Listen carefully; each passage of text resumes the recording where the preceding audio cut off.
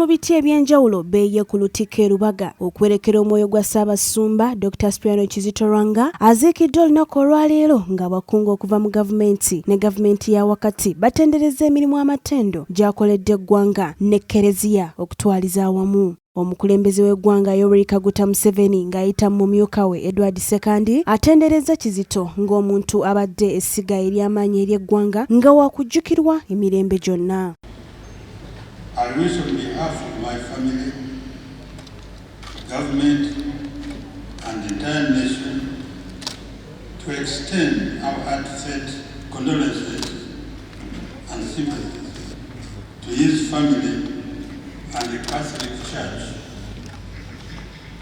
The late Archbishop Lwanga was a humble and faithful servant of God. He will be remembered as the practical Christian who placed equal emphasis on both the spiritual and physical needs of the people. Pulezidenti era ategeezezza nga Ssaabasumba bw'abadde alwanisa ennyo obwavu mu bakristaayo era nga gavumenti ewaddeyo obukadde 3 ng'amabugo.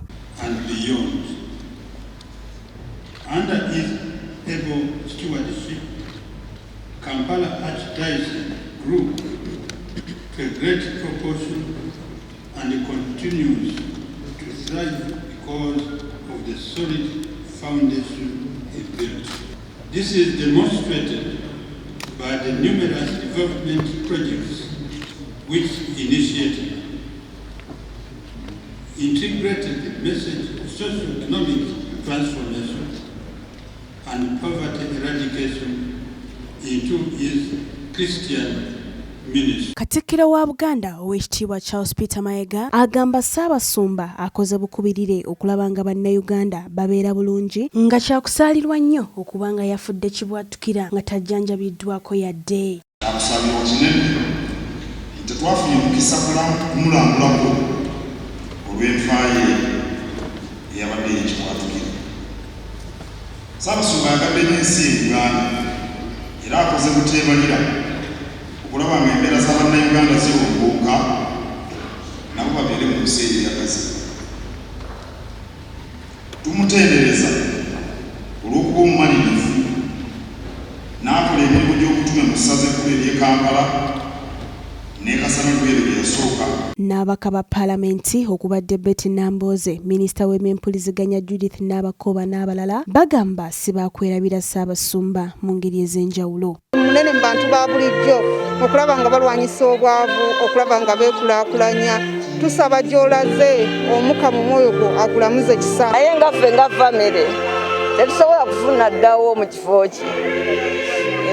Ng'akyusizza Luweero kubanga nze mbadde consultant we, nze mbadde mukiikirira mu nsonga zonna ez'ebyokuzimba.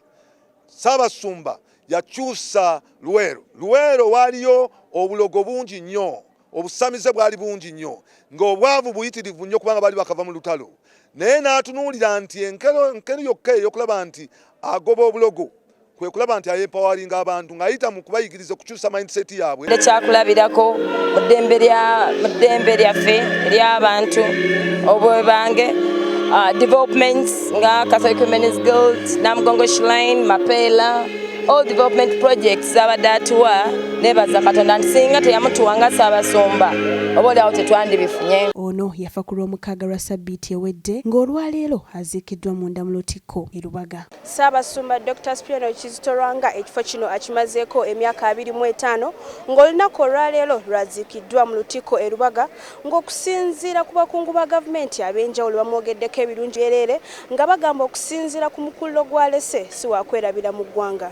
Sarah Nakandi, STV Select EY'ENJAWULO.